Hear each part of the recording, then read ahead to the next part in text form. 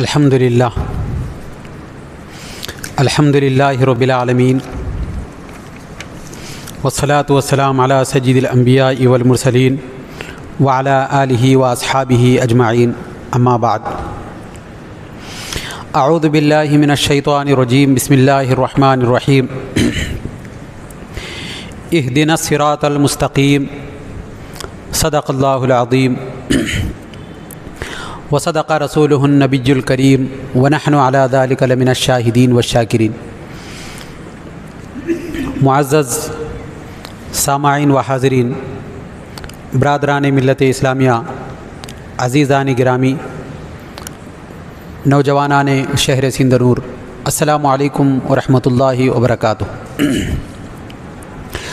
اللہ رب العزت کا لاکھ لاکھ شکر احسان ہے کہ جس کی توفیق سے ہم تمام حضرات اللہ کے گھر میں اس کے کلام مجید فرقان حمید کو سمجھنے کے غرض سے اکٹھے ہوئے ہیں۔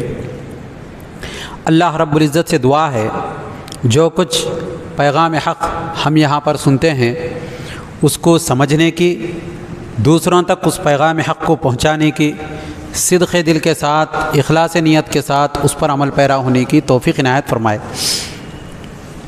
محترم حاضرین اکرام،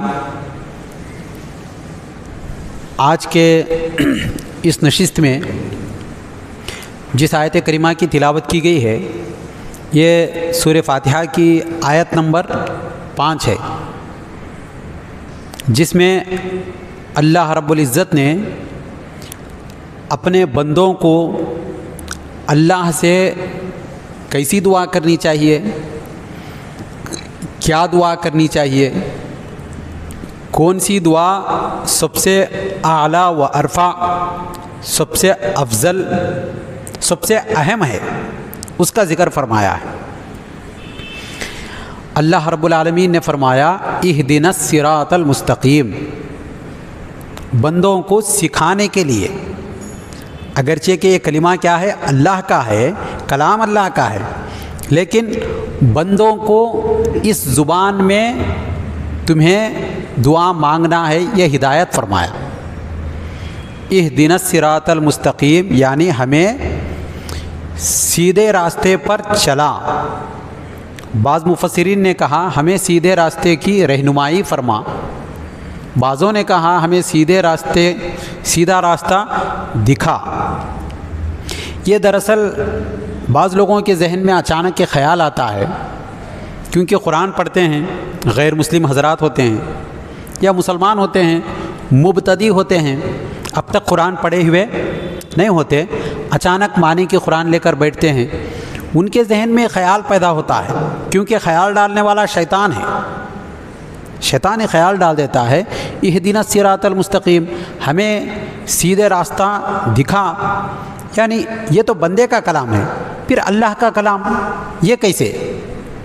زبان بندہ بتا رہا ہے ہمیں سیدھے راستے کی رہنمائی فرما، سیدھا راستہ دکھا، سیدھے راستے پر چلا، یہ بندے کا کلام ہے، بندے کی دعا ہے، پھر اللہ کا کلام کہہ رہے ہیں، یہ کنفیوژن ہوتا ہے۔ اس کی مثال یہ ہے کہ ایک استاذ بچے کو اگر پڑھانے بیٹھ جائے، بچے کو پڑھنا نہیں آتا لیکن استاذ اس کو پڑھاتا ہے، جب پڑھاتا ہے تو استاذ بچے کی رفتار کو دیکھ کر، بچے کی ذہنیت کو دیکھ کر، بچے کی عقلی سطح کو دیکھ کر آہستہ آہستہ اس کو پڑھاتا ہے۔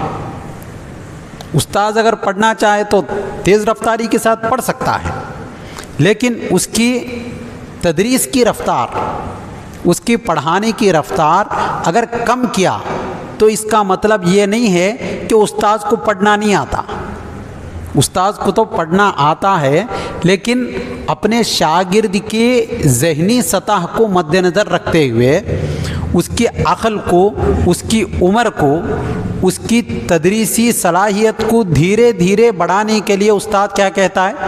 آہستہ آہستہ پڑھاتا ہے۔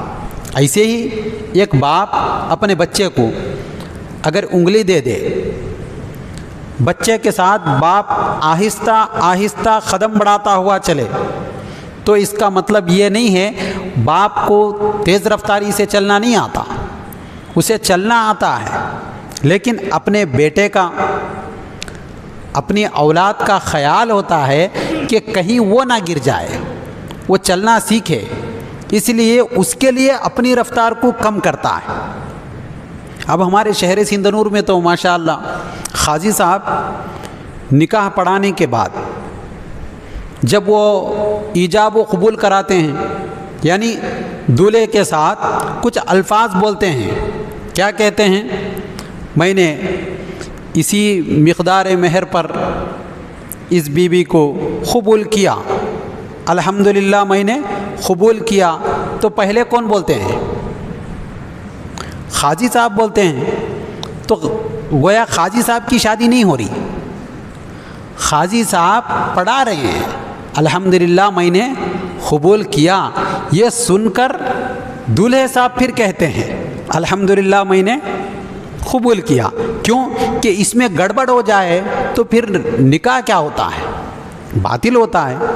ایجاب و قبول کرانے کا جو انداز ہوتا ہے اس کو بتانے کے لیے، پھر اگر اس کو صحیح معنوں میں مراد لے تو پھر شادی قاضی صاحب کی ہو جائے گی، ایسا تو نہیں ہے۔ قاضی صاحب پڑھاتے ہیں، ویسے ہی یہ کلام اللہ کا ہے۔ اللہ تعالیٰ اپنے بندوں کو دعا کا طریقہ بتا رہا ہے، دعا کون سی مانگنا ہے، کیونکہ بندوں کو معلوم نہیں ہے کون سی دعا اہم ہے، کون سی غیر اہم ہے، کون سی نفع بخش ہے، کون سی غیر نفع بخش ہے، کون سی ضرر رساں ہے۔ بندے کو اس کا علم نہیں ہے، وہ اللہ کو معلوم ہے بندے کو کیا چاہیے۔ بندہ جب کہا ایاک نعبد و ایاک نستعین، مولا ہم تیری ہی عبادت کرتے ہیں، تجھ سے ہی مدد طلب کرتے ہیں، تو مدد طلب کرتے ہیں تو مدد تو بہت قسم کی ہو گئی، کون سی مدد طلب کرنا بندے کو نہیں معلوم۔ دنیا کی ہر شے جو اس کی مدد کے لائق ہو وہ بندے کو ہونا ہے۔ اب کنفیوژن میں آ گیا بندہ، آخر کون سی مدد سب میں اہم ہے؟ تو اس کو سمجھنے کے لیے دنیا کی ہر شے کسی نہ کسی مقصد کے لیے بنی ہے۔ کائنات کی ہر چیز، اب یہ موبائل ہے یہ بات کرنے کے لیے بنا ہے، یا ذرائع ابلاغ کے لیے، میسیجز بھیجنے کے لیے، ویڈیوز بھیجنے کے لیے، معلومات میں اضافہ کرنے کے لیے یہ مائک بنا ہے۔ اس کا مقصد کیا ہے؟ آواز کو بلند کر کے صاف واضح انداز میں لوگوں تک پہنچانے کے لیے۔ جس مقصد کے لیے جو چیز بنتی ہے اسی کے لیے اگر استعمال ہو تو وہ بجا استعمال ہونے والی سمجھی جاتی ہے۔ اگر جس مقصد کے لیے جو چیز بنی اس کے لیے اگر وہ استعمال نہ ہو، غلط جگہ استعمال ہو، تو استعمال کرنے والے کو دیوانہ کہتے ہیں۔ جیسے ٹوپی ہے، سر پر رکھنے کے لیے بنی ہے، اگر اس ٹوپی کو کوئی پیر میں ڈال کر پھرنا شروع کرے تو لوگ دیکھنے والے کیا کہتے ہیں؟ یہ شخص کی عقل ٹھکانے پر نہیں ہے، یہ ہٹا ہوا شخص ہے، اس کی عقل فطور کر گئی ہے، یہ شخص دیوانہ ہے یا پاگل ہے۔ اگر کوئی جوتے کو سر پر رکھ کر پھرے تو پھر کہتے ہیں ارے کہ پیر میں رکھنے والی چیز کو سر پر رکھا، یہاں بھی غلط کام کیا۔ کوئی گلاس میں پانی پینے کے بجائے تھوکنا شروع کر دیا تو لوگ کہتے ہیں یہ پانی پینے کا گلاس تھا، اس کو تھوکنے کے لیے استعمال کیا، تو جس مقصد کے لیے بنا تھا اس مقصد کے لیے استعمال نہیں ہوا، تو اس کو عاقل نہیں کہتے، دانش مند نہیں کہتے۔ اگر اگالدان ہے جس میں پان کھا کر تھوکا جاتا ہے، اس سے کوئی شخص پانی پینا شروع کر دے تو پھر کہتے ہیں لوگ یہ غلط استعمال ہو رہا ہے۔ ایسے ہی دنیا کی ہر چیز کسی نہ کسی مقصد کے لیے پیدا کی گئی ہے، بنائی گئی ہے۔ تو انسان کی زندگی کا مقصد، انسان کی پیدائش کا مقصد کیا ہے؟ اللہ کی بندگی، اللہ کی عبادت، اللہ اور اس کے رسول کی معرفت، اور اللہ کو راضی کرنے، اس کے رسول کو راضی کرنے کے لیے دنیا میں آیا ہے۔ تو سب سے اہم دعا کیا ہوئی؟ اے اللہ ہم تیری عبادت کرتے ہیں، تجھ سے ہی مدد طلب کرتے ہیں، ہمیں سیدھے راستے پر چلا۔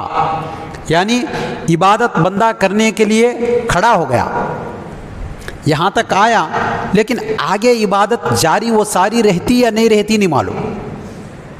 بہت سارے لوگ ہوتے ہیں نئے نئے حج کو جا کے آتے ہیں، نماز کے لیے آ جاتے ہیں، 1 مہینہ 2 مہینے 3 مہینے 4 مہینے، پھر اس کے بعد کیا ہوتا ہے دھیرے دھیرے اکتاہٹ ہوتی ہے، پھر چھوڑ دیتے ہیں. بعض حضرات 40 دن جاتے ہیں، پھر آنے کے بعد نئے نئے جب ہوتے ہیں عبادتیں کرتے ہیں، ریاضتیں کرتے ہیں، مجاہدے کرتے ہیں، مراقبے کرتے ہیں، سب کرتے ہیں، پھر اس کے بعد کیا ہو جاتا ہے چھوڑ دیتے ہیں، ٹھیک ختم.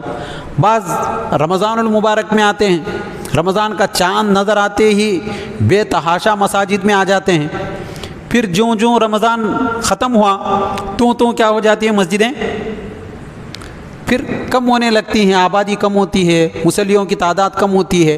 تو مولا ایسا نہ ہو، ہم عبادت تیری ہی کرتے ہیں، تجھ سے ہی مدد مانگتے ہیں، ہمیں استقامت والا راستے پر قائم رکھ، ایسے راستے پر چلا جو صاحب استقامت ہو.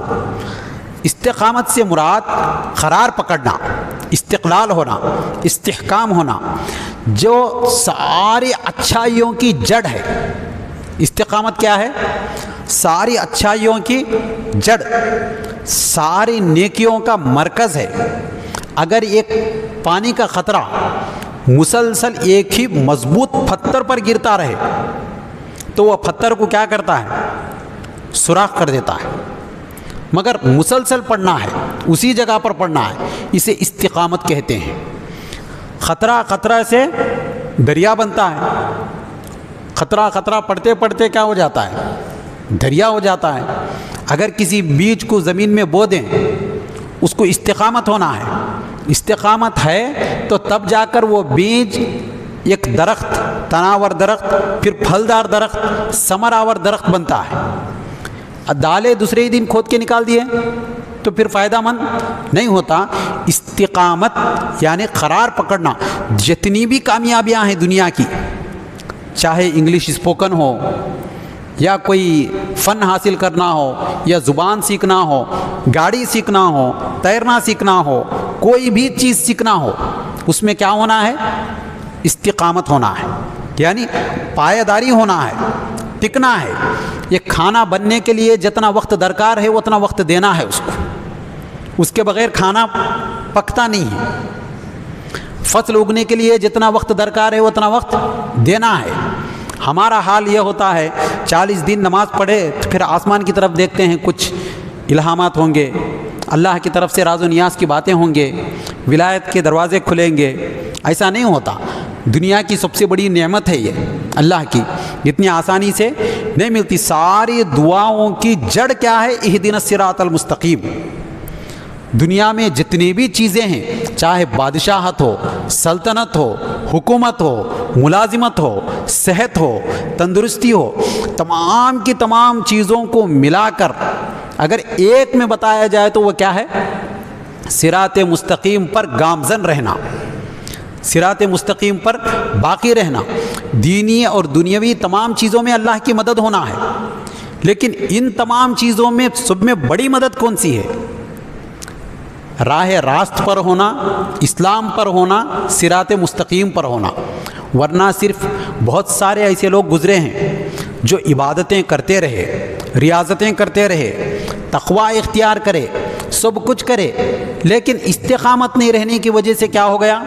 وہ لوگ مردود ہو گئے. ابلیس، شیطان، جس کا نام قرآن میں ہے، اس کا عزازیل نام ہے، جتنے وہ سجدے کیا شاید ہی کوئی کیا ہوگا. عابد تھا، اللہ کا خاص بندہ تھا، لیکن صراط مستقیم پر نہیں تھا، ٹکا نہیں اس جگہ پر جہاں ٹکنا تھا. نکل گیا تو پھر ذلیل ہو گیا، لعین ہو گیا، مردود ہو گیا. اور بنی اسرائیل کا وہ جو عابد شخص تھا، بلعام بن باعورہ جس کو کہتے ہیں، جس کا نام قرآن میں، جس کا ذکر قرآن میں ہے، بلعام بن باعورہ، وہ بڑا متقی پرہیزگار تھا، ہمیشہ عبادت کرتا، ریاضت کرتا. اس کی بستی کے لوگ سارے کے سارے سرکش ہو گئے، باغی ہو گئے، اللہ کے نافرمان ہو گئے. تو اللہ رب العزت نے حضرت موسیٰ علیہ السلام کو فرمایا، جاؤ ان کے خلاف جہاد کرو، لڑو، وہ بستی کے لوگوں کو ختم کر دو. تمہاری بستی کو بساؤ، کیونکہ اللہ تعالیٰ کے بندوں سے جب بستی آباد ہوتی ہے تو رحمتوں کا نزول ہوتا ہے۔ اب موسیٰ علیہ السلام بڑے لشکر کے ساتھ گئے، بہت بڑے لشکر کے ساتھ جب گئے، اچانک وہ بستی والے پورے کے پورے، وہ بلعام بن باورا جو متقی پرہیزگار مستجاب الدعوت تھا، یعنی وہ جو دعا کرتا وہ قبول ہو جاتی، بعض مفسرین نے کہا اسے تو اسم اعظم بھی معلوم تھا، اللہ کا وہ اسم اعظم بڑا نام ہے جس کو پڑھ کے جو بھی دعا کرے وہ قبول ہو جاتی ہے، وہ بھی معلوم تھا۔ اتنا بڑا عابد زاہد متقی فرما بردار شخص جب لوگ آئے تو اس نے کہا کیوں، کس حق میں دعا کرنا ہے؟ تو لوگوں نے کہا دعا نہیں، حضرت موسیٰ علیہ السلام اور ان کی قوم کے خلاف میں بد دعا کرنا ہے۔ سنتے ہی اس نے کہا کیا کر رہے ہیں؟ موسیٰ علیہ السلام کے خلاف بد دعا کروں؟ اللہ کے پیغمبر ہیں، نعوذ باللہ میرے سے یہ کام نہیں ہوتا۔ لوگ آئے اور مال،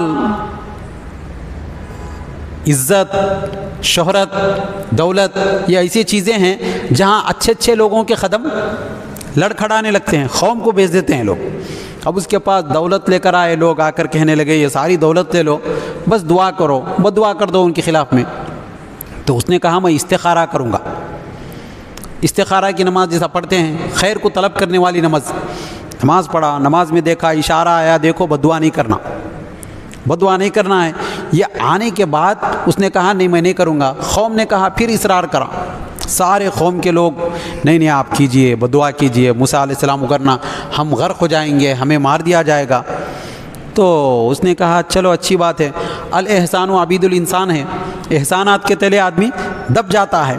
کئی لوگ دیکھ رہے ہیں ہم پیسے لے کر کیا کیا قوم کے خلاف میں کام کر دیتے ہیں لوگ، جب پیسوں میں بک جاتا ہے، ضمیر بک جاتا ہے تو پھر آدمی سوچتا نہیں اس سے نقصان کتنا بڑا ہونے والا ہے، کیا ہونے والا ہے۔ اب وہ ساری دولت لے کر نکل گیا، ایک خاص مقام پر جا کر دعا کرتا تھا، اس کی سواری لے کر گیا، سواری بار بار بیٹھ جا رہی تھی، آگے نہیں بڑھ رہی اس کی سواری، لیکن وہ ہانکتا رہا یہاں تک کہ سواری اٹھی نہیں، تو پھر اتر کے پہاڑ کی طرف چلا۔ اللہ تعالیٰ بار بار اسے اشارے دیتا رہا مت جا مت جا، کیونکہ عابد تھا، زاہد تھا، متقی تھا، پرہیزگار تھا، اللہ کا محبوب تھا، مستجاب الدعوات کا مقام ملا تھا اس کو، اس کی ہر دعا قبول ہوتی تھی، اتنا بڑا مقام۔ آخر پہاڑ پر چلا، پہاڑ پر چڑھ کر موسیٰ علیہ السلام کے خلاف میں بد دعا کرنے کے لیے ہاتھ اٹھا دیا۔ ہاتھ جو ہی اٹھایا تو زبان نکالا، موسیٰ علیہ السلام کا نام لینے کی جگہ اپنا نام لیا، ان کی قوم کا نام لینے کی جگہ اپنی قوم کا نام لیتا رہا، جس کو قرآن میں ذکر کیا گیا۔ اللہ رب العزت نے فرمایا فَمَثَلُهُ كَمَثَلِ الْكَلْبِ إِن تَحْمِلْ عَلَيْهِ يَلْهَثْ أَوْ تَتْرُكُهُ يَلْهَثْ، اس کی حالت تو اس کتے کی طرح ہو گئی جس کی زبان کچھ بتاؤ تو بھی زبان باہر لٹکتی ہے، کچھ نہ بتاؤ تب بھی زبان باہر لٹکتی ہے، کتے کی طرح زبان باہر آ گئی۔ اب وہ روتا رہا، چیختا رہا، کیا ہوا، خسارہ ہو گیا، تم تو میری دنیا اور آخرت کو برباد کر دیے۔ تو اتنی ساری عبادتیں، ریاضتیں رائگاں ہو جاتی ہیں۔ اس لیے بندہ خدا کو اترانا نہیں ہے، اس میں یہ بتایا مولا ہم عبادت کر رہے ہیں، تیری مدد طلب کر رہے ہیں، یہ سب اپنی جگہ ہے، مگر صراط مستقیم پر تو اگر قائم رکھا تو ہم رہیں گے، ورنہ منزل قریب آنے کے بعد آدمی پھسل جاتا ہے۔ آخری وقت میں حدیث شریف میں سرکار دو عالم صلی اللہ علیہ وسلم نے فرمایا اللہ کا کوئی بندہ ایسا ہوتا ہے عبادت کرتا ہے، اللہ کو خوش کرتا ہے، یہاں تک کہ جنت اور اس کے درمیان کا فاصلہ صرف ایک ذراع کا ہوتا ہے، ایک ہاتھ کا، اتنا قریب جاتا، پھر اچانک کیا ہو جاتا، وہاں سے پلٹ جاتا، کب کیا ہوتا نہیں معلوم زندگی میں۔ اسی لیے بندہ ہمیشہ بندگی میں رہنا ہے، کہ اہدنا الصراط المستقیم، یہ پڑھتے رہنا مولا میں عبادت میرے موافق جتنا ہوا اتنا میں کر سکا، لیکن استقامت والے راستے پر اگر قائم رکھنا ہے تو ہی کر سکتا ہے۔ اگلی نماز کی توفیق ملنا یہ پچھلی نماز کے قبول ہونے کی دلیل ہے۔ کوئی نیک کام اگلی بار کرنے کا موقع اگر ملا تو آدمی یہ سمجھنا ہے کہ میری پچھلی عبادت قابل قبول ہے۔ اگر آدمی کے اندر یہ چیز ہو گئی تو توفیق کھینچ لیتا ہے، اللہ تعالیٰ توفیق کو ہی سلب کر دیتا ہے، ختم کر دیتا ہے۔ انسان پھر سوچنے لگتا ہے میں ہی بڑا عابد ہوں، میں ہی عبادت گزار ہوں، میرے مقابل میں کون ہے؟ چاہے راحت ہو یا مصیبت ہو، اللہ کی عبادت کرنا ہے۔ بعض لوگوں کی مینٹالٹی یہ ہوتی ہے اللہ سب کچھ دیا تو ہم عبادت کریں گے، پہلے کمانا ہے، لائف میں سیٹل ہونا ہے، عزت ہونا ہے، سب ہونا ہے، پھر جا کر کیا کرنا ہے؟ اللہ کی عبادت کرنا ہے۔ مصیبت میں ہے اتنے ٹینشن میں جا کے عبادت کروں۔ بعض لوگوں کا اس کے برعکس ہوتا ہے، قرآن میں ذکر ہے اس کا۔ بعض لوگ کہتے ہیں مصیبت آئی تو اللہ یاد آتا ہے، قرآن میں وَإِذَا أَنْعَمْنَا عَلَى الْإِنسَانِ أَعْرَضَ وَنَأَىٰ بِجَانِبِهِ وَإِذَا مَسَّهُ الشَّرُّ كَانَ يَئُوسًا۔ جب ہم اسے انعامات دیتے ہیں، اللہ نے فرمایا انسان کو انعامات دیتے ہیں، اکرامات دیتے ہیں، مہربانیاں کرتے ہیں، کرم نوازیاں کرتے ہیں، اکڑنے لگتا ہے۔ وَنَأَىٰ بِجَانِبِهِ، ادھر ادھر دیکھتا ہے، دیکھو میں ہوں، میرے علاوہ کون ہے۔ وَإِذَا مَسَّهُ الشَّرُّ، کوئی برائی چھوتی ہے، کَانَ يَئُوسًا، مایوس ہو جاتا ہے، کیا کہتا ہے کیا دیا اللہ، میرے پاس کیا ہے۔ تو یہ فطرت انسان کی نہیں ہونا، خوشی میں ہو یا غم میں ہو ہمیشہ عبادت کرتے رہنا ہے۔ خاص طور پر 3 موقع پر امتحان ہوتا ہے استقامت کا۔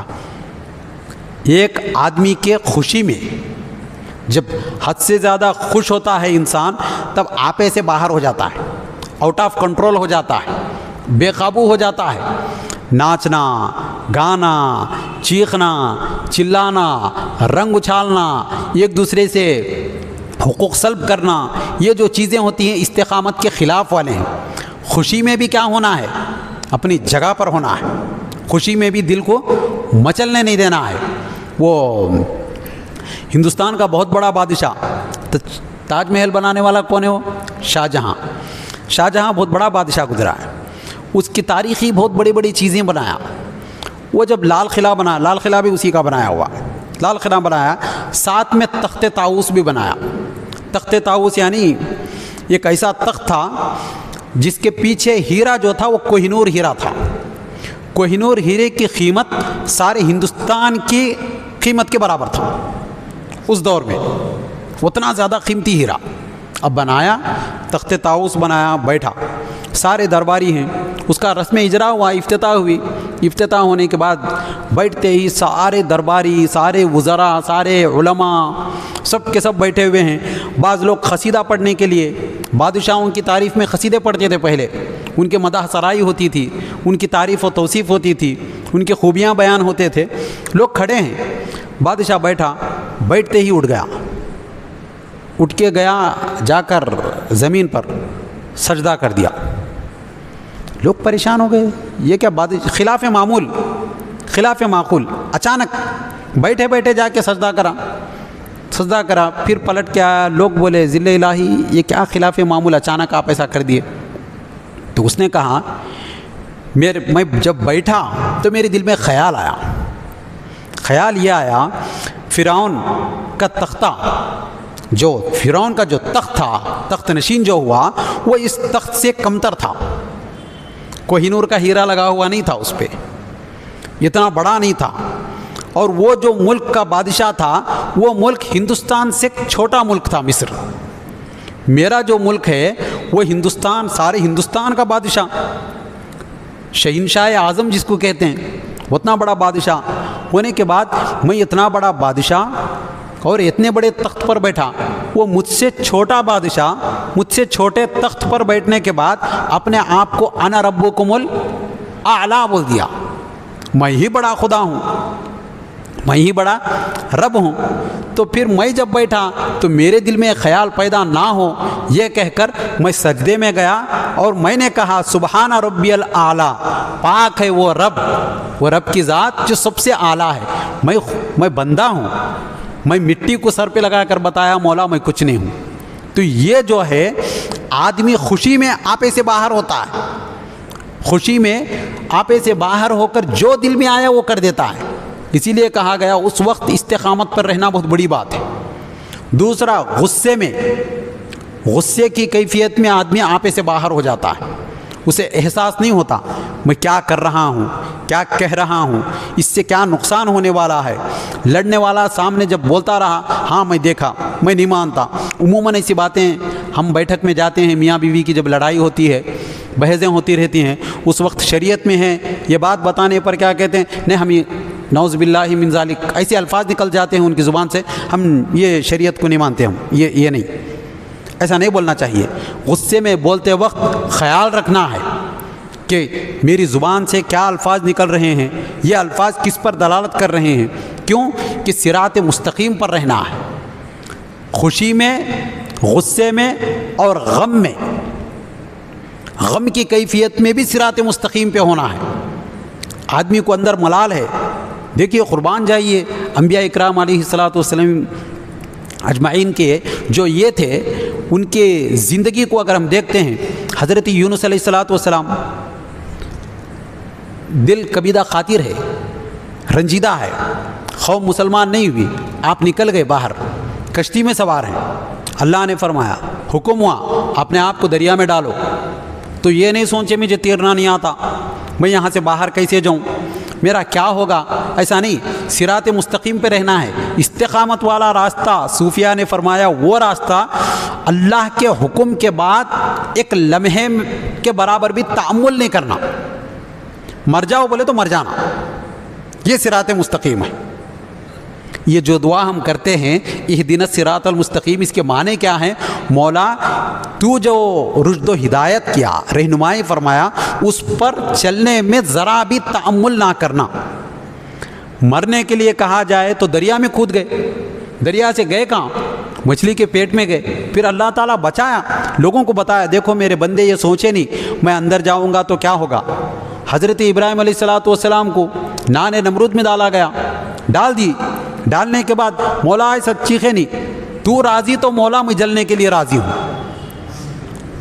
تو اگر خوش ہوتا ہے اس سے کہ ابراہیم جل جائے تو پھر ابراہیم جلنے کے لیے راضی ہے. اسی لیے علامہ اقبال نے کہا آج بھی ہو گر ابراہیم سا ایمان پیدا, آگ کر سکتی ہے اندازے گلستان پیدا. تو ابراہیم علیہ الصلوۃ والسلام اپنے آپ کو آگ میں ڈالنے کے لیے راضی ہو گئے. حضرت اسماعیل علیہ الصلوۃ والسلام کے لیے کہا گیا ابراہیم علیہ السلام کو ذبح کر دو اپنے اولاد کو. ایک لمحہ نہیں سوچے کیسا ذبح کروں, بڑھاپے میں بیٹا پیدا ہوا, اگلا میرا مشین کون سنبھالے گا, کار نبوت کون کرے گا, یہ سب نہیں. لے کر گئے, ذبح کے لیے تیار ہو گئے. یہ صراط مستقیم ہے. بولتے ہی کر دینا, کسی کام میں آر محسوس نہیں کرنا. حضرت موسیٰ علیہ الصلوۃ والسلام جلیل القدر پیغمبر, کلیم اللہ, اللہ سے کلام کرنے والے, ان سے کہا گیا جاؤ شاگردی اختیار کرو, تم ہوگے نبی لیکن حضرت خضر کی شاگردی اختیار کرو. اور بہت سارے مفسرین نے حضرت خضر علیہ السلام کو ولی کہا ہے.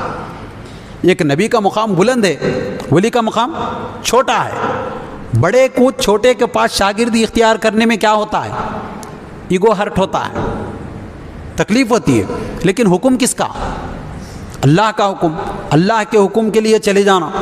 حضرت زکریا علیہ الصلوۃ والسلام کو آرے کی شکل میں مصیبت سامنے آ گئی, درخت میں چلے گئے, کٹنے کے لیے کہا گیا اب کٹنا ہے تو کٹنے کے لیے تیار, صابر شاکر ہو کر مولا میں شکر گزار ہوں تو مجھے ایسی موت عطا کرا, کٹنے کے لیے تیار. حضرت زکریا علیہ الصلوۃ والسلام کو بیماری لاحق ہوئی, کئی سال تک بیماری, تب بھی ہمیشہ اللہ کا شکریہ ادا کرنا, مولا تو راضی تو میں راضی. تو اسے کہتے ہیں صراط مستقیم. آدمی صراط مستقیم پر قائم رہنا, اپنے حقیقت کو پہچاننا.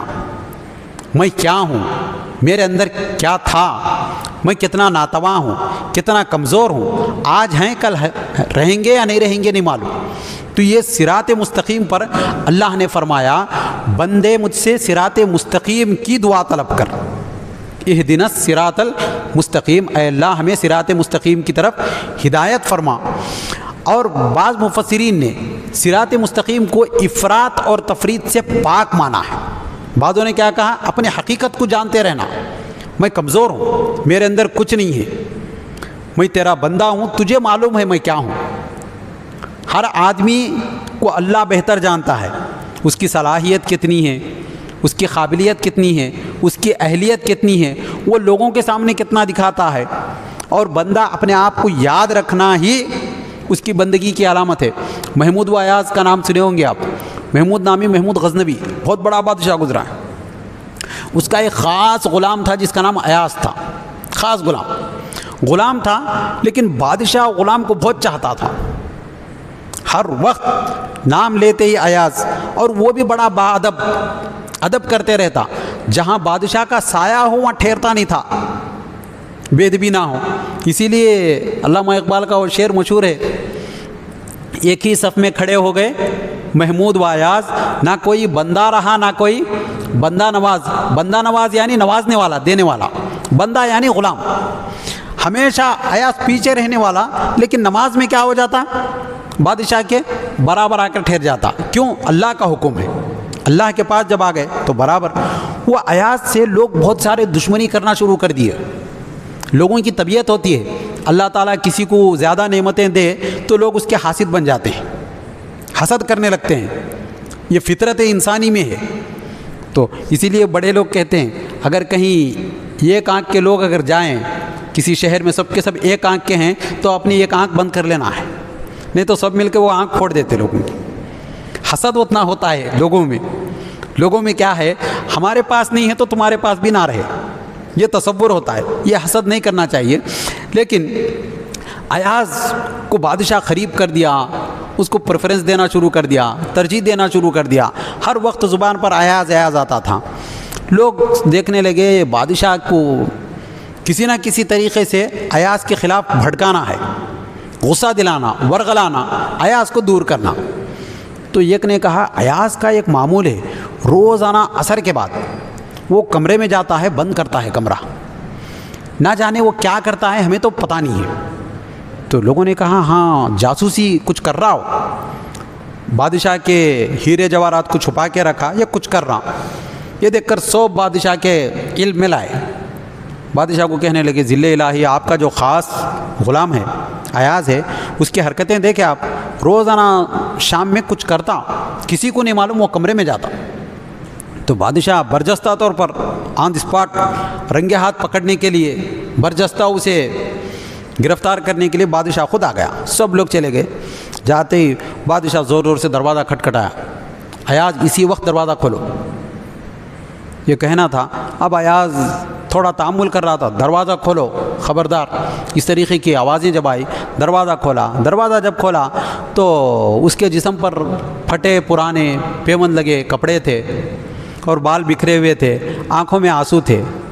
बादशाह देखकर परेशान हुआ, अयाज ये क्या हालत बनाई तुमने? तुम वज़ीर हो, मेरे ग़ुलाम हो, मेरे ख़ास हो, तुम्हें शाही लिबास दिया गया, वो लिबास उतार कर ये क्या पहने? तो वो अयाज ने कहा, हुज़ूर ज़िल्ले इलाही, मेरी हकीकत यही है, मैं बाज़ार में ऐसा था, पहनने कपड़े नहीं थे, सर पर टोपी नहीं थी, बेयार व मददगार, कोई पुरसाने हाल नहीं था, कोई पूछता नहीं था। आप आए, मेरे सर पर हाथ रखे, मैं आपका ग़ुलाम हुआ, आज मैं शाही लिबास पहनता हूँ। कहीं वो शाही लिबास पहनने में, आपके बाजू रहने में, आपके साथ रहने में, आपके दरबार में रहने में मैं अपने हकीकत को ना भूल जाऊँ, मैं अपनी असलियत को फरामोश ना करूं। इसलिए रोज़ाना आता हूं, कपड़े पहनता हूं, आईने में देखता हूं और कहता हूं, अयाज तेरी हकीकत ये है, तुझ पर बादशाह के एहसानात हैं, ये कहता हूं और रोता हूं। तो बादशाह ने कहा, अयाज मुझे तुझे देखने के बाद मुझे मालूम हुआ ग़ुलाम किसको कहते हैं। मैं भी तो अल्लाह का बंदा हूं, मैं भी तो अल्लाह का ग़ुलाम हूं, मैं भी तो अल्लाह की मखलूक हूँ। तुझे देखने के बाद मुझ में बंदगी आई। तो ये होता है आदमी अपने हकीकत को पहचाने। जब नमाज में होता है, ग़ुलाम की तरह खड़ा होता है, तो उसका तकब्बुर टूटता है, उसका गुरूर टूटता है, उसकी अनानियत पाश पाश होती है। वो ये नहीं सोचता कि मैं क्या हूँ, मैं कितना बड़ा हूँ, मेरा कितना चलता है, मेरे कितने चर्चे हैं, मेरा नाम कितना लेते हैं लोग, कितनी ज़ुबानों पर मेरा ज़िक्र होता है, वो नहीं सोचता। बल्कि ये सोचता है, मौला मैं तेरे मदद के बग़ैर, तेरी इस्तिआनत के बग़ैर, तेरी नुसरत के बग़ैर, तेरी हिमायत के बग़ैर, तेरे बग़ैर मैं एक कदम भी आगे नहीं बढ़ा सकता, कुछ नहीं कर सकता। इसीलिए इहदिनस सिरातल मुस्तकीम कहता है। ये एक इस्तिकामत कौली होती है, यानी आदमी बात करने में बात का पक्का होना है। पहले मुसलमान होते थे, आज से 50-60 साल पहले मुसलमानों की ज़ुबान को क्या बोलते थे, ज़ुबान दिए ख़त्म, सर कटे परवाह नहीं, लेकिन ज़ुबान नहीं जाना। वादा जब कर दिया मुसलमान तो वादे से मुकरने वाला नहीं है। बात अगर इस्तिकामत की शुरू कर दिया तो फिर हटने वाला नहीं है। तो गौसे पाक का वो वाक़या मशहूर है, 40 दीनार का। आप जा रहे थे, आपके वालिदा मोहतरमा आपके बगल में 40 दीनार को सी कर रख दिए हिफाजत के साथ। ये गिरोह आया लुटेरों का, आकर सारे काफिले को लूट लिया। हज़रत गौसे पाक के पास आके पूछा आपके पास कुछ है? तो आप अभी सिन्ने बुलूग को पहुँचे हैं, छोटे हैं भी। आपने फरमाया हाँ मेरे पास है। तो उसने कहा क्या है? 40 दीनार है। तो हर एक से यही बात पूछने लगे। सब चेक कर रहे थे, टटोल रहे थे, देख रहे थे, फिर वापस जा रहे थे। अचानक उनका बड़ा जो सरदार था उसने पूछा कहाँ है? तो आपने फरमाया बगल के नीचे। तो देखे निकालने के बाद 40 दीनार थे। उसने कहा अगर आप खामोश रहते या झूठ बोल देते या सच को छुपाते तो आपके 40 दीनार बच जाते थे। तो हज़रत गौसे पाक ने फरमाया नहीं, दरअसल मेरी वालिदा ने मुझे ये नसीहत की थी, बेटे हर हाल में सच बोलना है, हर हाल में सच बोलना है, झूठ नहीं बोलना है, सच्चाई पर इस्तिकामत कायम हो जाना, बात बदलना नहीं, रात गई बात गई नहीं बोलना। कोई देखने वाला है नहीं देखने वाला है। जब आदमी ज़ुबान से झूठ बोलने लगता है तो उसके जो असरात होते हैं बहुत दूर तक जाते हैं। हमें ऐसा महसूस होता है ऐसी कौन सी बात थी, सारे के सारे डाकू, सारे के सारे लोग तौबा करें, सब के सब औलिया अल्लाह बने वक्त के। आपकी इस बात पर हमें ऐसा महसूस होता है 40 दीनार में वैसा क्या था, बताने पर उतना ज़्यादा इमोशन होने की क्या ज़रूरत थी। दरअसल ज़ुबान जब होती है, ज़ुबान की तासीर भी कोई चीज़ होती है। हज़रत गौसे पाक रज़ी अल्लाह ताला अन्हु आप जब गुफ्तगू करते थे, तकरीर करते थे तो लोग आपे से बाहर होते थे, होश व हवास खो जाते थे, अहवाल तारी होते थे लोगों में। लोग देखे आपके एक फ़र्जंद जिनका नाम हम्माद है, उन्होंने फरमाया अब्बा हुजूर बड़ा मजमा होता है, मैं भी एक मरतबा तकरीर करता हूँ आपके मजलिस में। तो हज़रत गौसे पाक ने इजाज़त दे दी। हज़रत हम्माद पूरी तैयारी करे, हम जैसा तैयारी करते हैं वैसा पूरी तैयारी शुरू कर दिए। कुरान की आयतें, अहादीस, वाक़यात, अशार सब को लेकर बेहतरीन अंदाज में फसीहुल लिसान, बलीगुल बयान, पूरी फसाहत और बलागत के साथ, तशबीहात और ताबीरात के साथ, जिद्दत और नुदरत के साथ बयान करना शुरू कर दिए। सारे लोग सुन रहे थे, सुनकर खामोश बैठे लोग। 40 मिनट बयान करे। बयान करने के बाद आप बैठे, हज़रत गौसे पाक उठे। उसके बाद सिर्फ एक जुमला बोले गौसे पाक, उठे, उठकर खड़े होते ही आपने फरमाया लोगों तुम रब की मानो, रब तुम्हारी मानेगा। क्या बोले? तुम अल्लाह की मानो, अल्लाह तुम्हारी मानेगा। ये सुनना था, लोग आपे से बाहर हो गए, अहवाल तारी हो गए, कपड़े होश नहीं रहा, लोगों चीखना, पुकारना, रोना धोना ये शुरू कर दिए। सुनते ही उनके फर्जंद परेशान, अब्बा हुजूर मैं इतनी बड़ी तकरीर करा, लोगों से रिएक्शन वैसा नहीं आया। आप सिर्फ एक जुमला बोले, तुम रब की मानो, रब तुम्हारी मानता है। पहले तुम अल्लाह की हर चीज़ मानते रहो। जैसे इब्राहिम अलैहिस्सलाम को अल्लाह ने फरमाया यहाँ जाओ तो वहाँ चले गए, फिर हिजरत करो तो हिजरत करे, बच्चे को ज़ुबा करो तो ज़ुबा करने की तरफ, आग में जाने, आग में, मेहमानों को खिलाने, मेहमानों को, बीवी बच्चों को वहाँ छोड़ो, मानते रहे मानते रहे। फिर उसके बाद हज़रत इब्राहिम अलैहिस्सलाम की बात अल्लाह मानना शुरू कर दिया। अय अल्लाह मेरे नस्ल में तेरे हबीब मुकर्रम मोहम्मद मुस्तफ़ा सल्लल्लाहु अलैहि वसल्लम को पैदा फरमा। बोले अल्लाह यस ओके कहा, हाँ मानेंगे ये बात। उन्होंने फरमाया मौला ये काबतुल्लाह बनाया हूँ, बेयार मददगार कोई है नहीं, गैर अज़ीज़ ज़रइन इंद बैतिकल मुहर्रम है। मौला यहाँ लोग दूर दराज से आना शुरू हो जाएँ तो हर कोई सर के बल के लिए जाने के लिए तैयार है, सर के बल से जाता है। हुज्जाज इकराम दुआ कर करके जाते हैं, लब्बैक अल्लाहुम्मा लब्बैक ला शरीक लक लब्बैक, ये कहते हैं क्योंकि अल्लाह की माने थे, अल्लाह उनकी मानना शुरू कर दिया। उन्होंने फरमाया मौला यहाँ हर किस्म के फल हो, ग़िज़ाएँ हो, खाना हो, कोई भूखा ना रहे। तो आज वहाँ कोई भी भूखा नहीं रहता, हर किस्म का मेवा, सारी दुनिया में जो मेवा मिलता है वहाँ मक्कतुल मुकर्रमा में मिलता है। ये हज़रत इब्राहिम अलैहिस्सलाम की दुआ थी।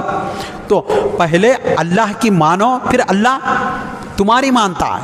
ये एक जुमला बोलते ही सब लोग पे कैफियत तारी हुई।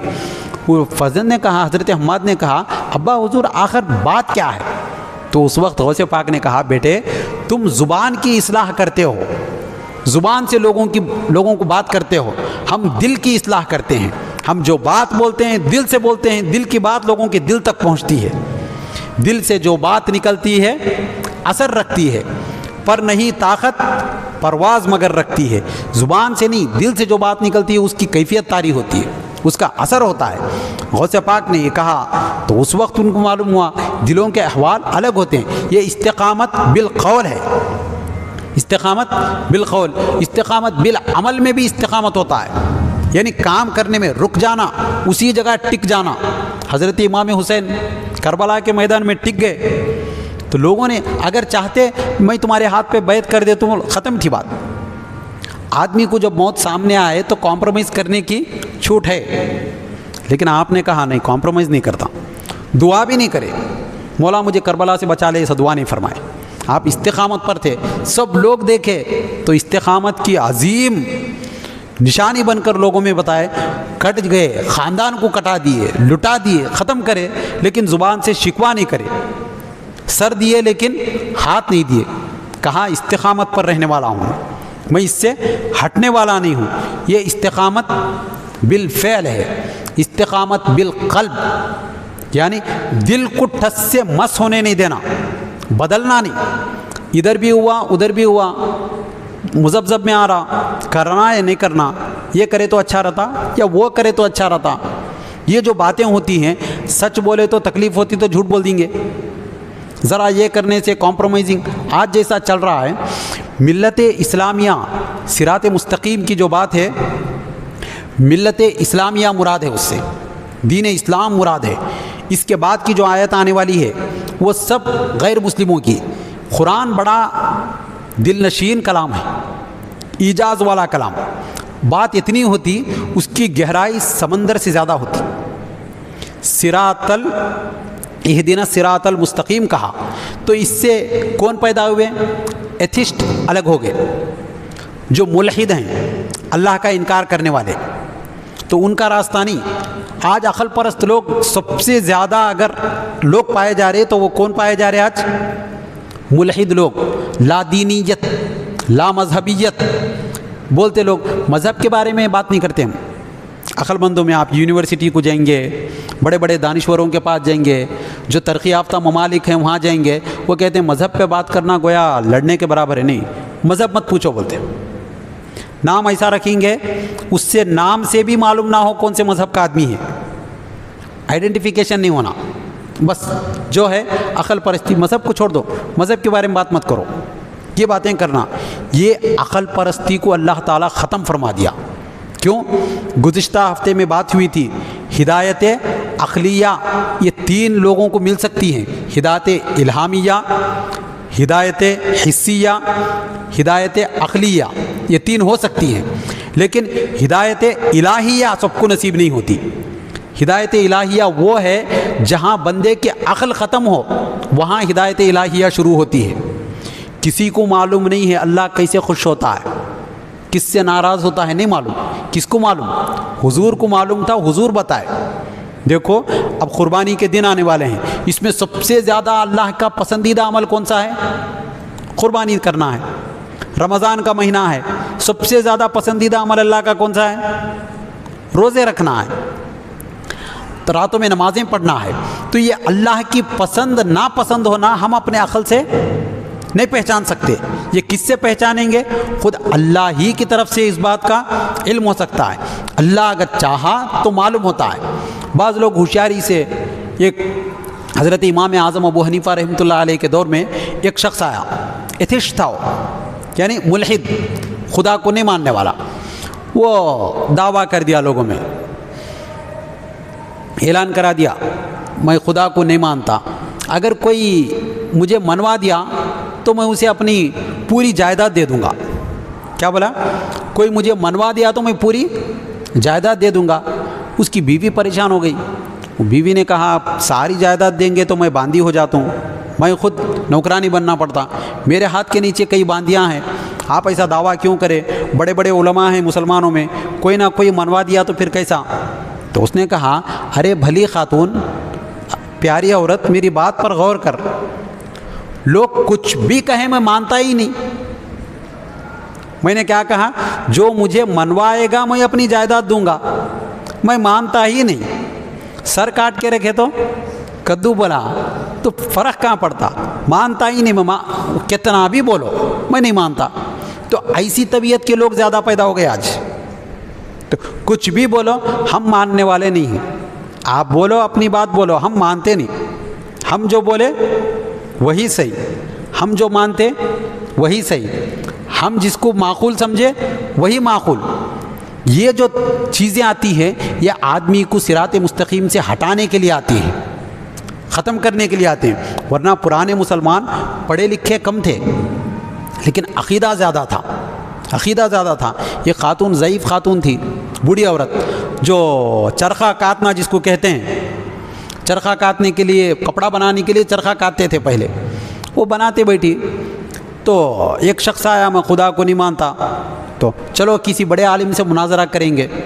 تو لوگوں نے کہا مسلمانوں کے بڑے بڑے عالموں سے کیوں مناظرہ کرتے؟ ان کا چھوٹا چھوٹا بچہ بھی عقیدے کا مضبوط ہوتا ہے، عقیدے کا پکا ہوتا. عقیدہ نہیں تو پھر اسلام نہیں، عبادت نہیں. تو اس نے کہا کس سے پوچھیں گے؟ وہ جو خاتون کپڑا کاٹ رہی ہے اس سے پوچھو، وہ بتا دے گی. تو گیا خاتون کے پاس جا کر بیٹھا. اس نے کہا مائی کیا تم خدا کو مانتی ہو؟ تو اس نے کہا ہاں میں اللہ کو مانتی ہوں. تو اس نے کہا اللہ کو مانتی ہو تو کیا پڑھ کے مانتی ہو؟ کیسا مانتی ہو تم؟ تمہیں کیسا علم ہوا اللہ ہے؟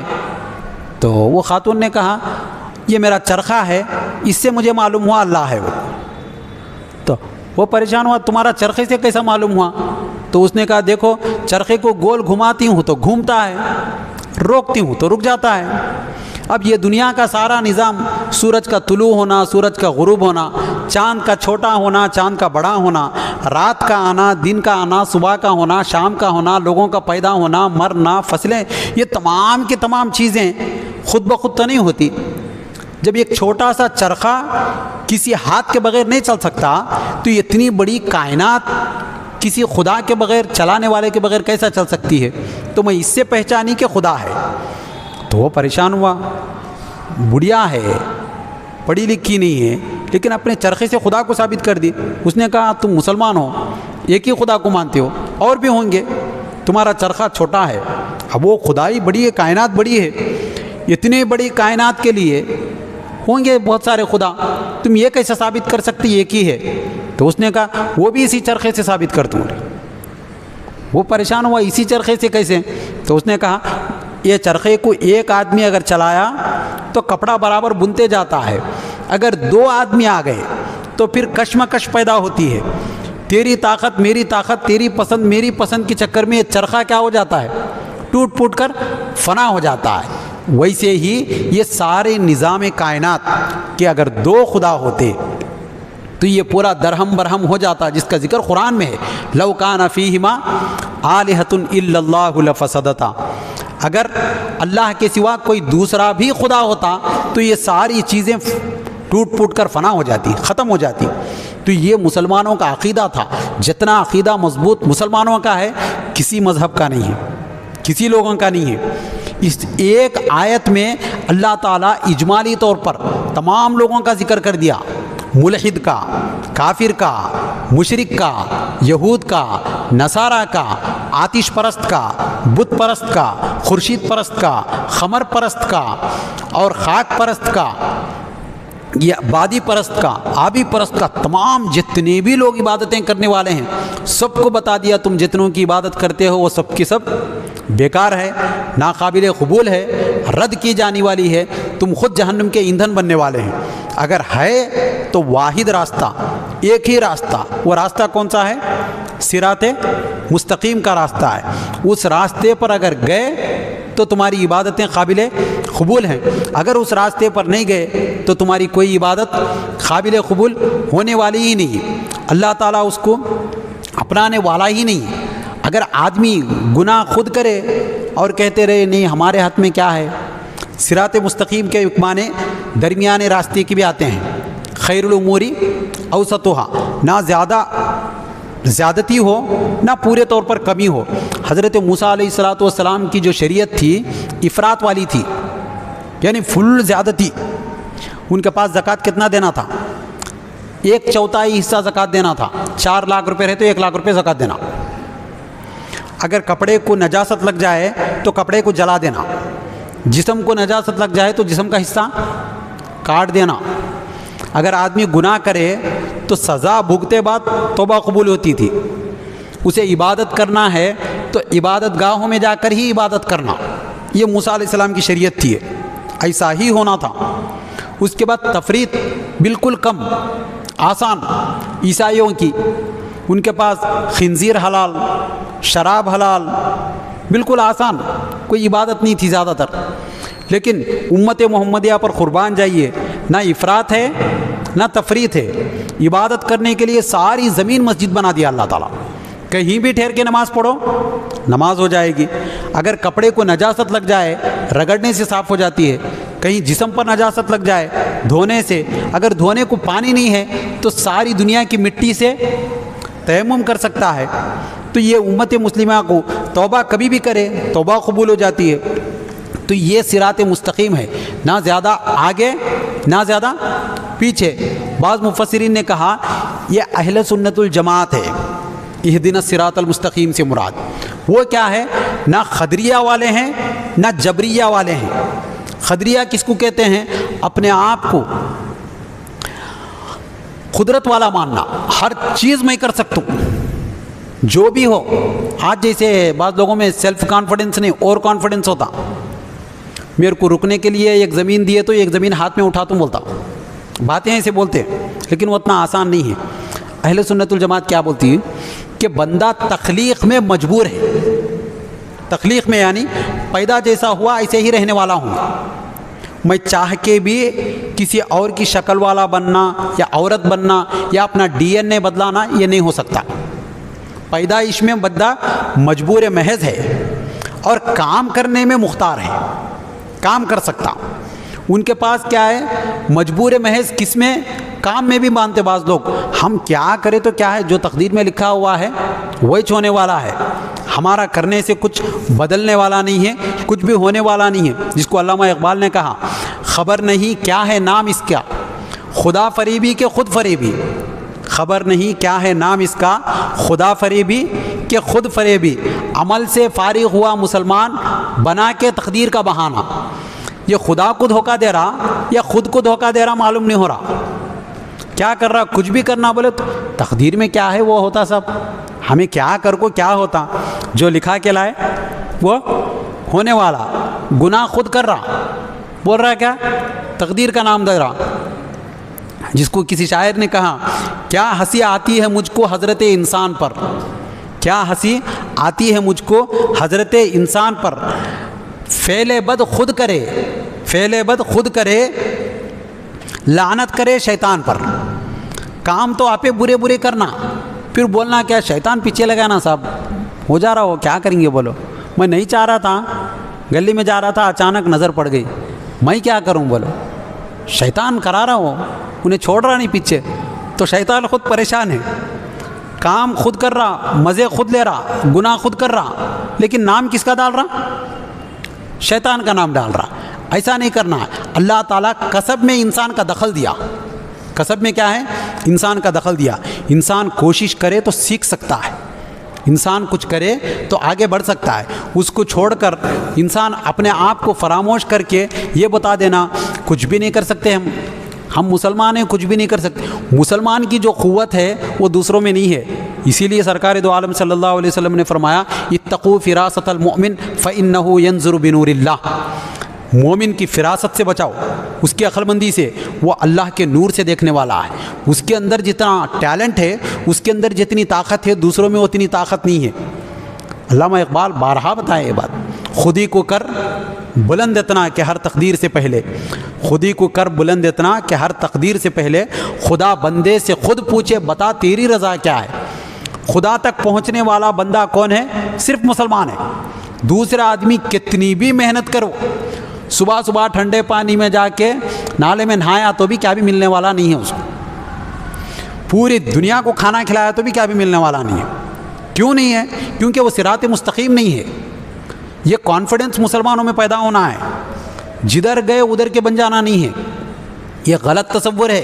سارے ندیاں ایک سمندر میں ملتے، سارے مذہب اللہ کے پاس جاتے نہیں جاتے، سارے مذہب نہیں جاتے. ایک ہی مذہب ان الدین عند اللہ الاسلام ومن یبتغی غیر الاسلام دینا فلن یقبل منہ. اللہ ایسا بتا دیا. ایک ہی اسلام اللہ کے پاس قابل قبول ہے، اس کے بغیر کوئی بھی دوسرا مذہب لے کے آیا اپنے عقل سے دخل دے کے ایسا ہونا تھا ایسا ہونا تھا، یہ ہدایت عقلی نہیں ہے، ہدایت الہیہ ہے، اللہ پسند فرما دیا اس کو۔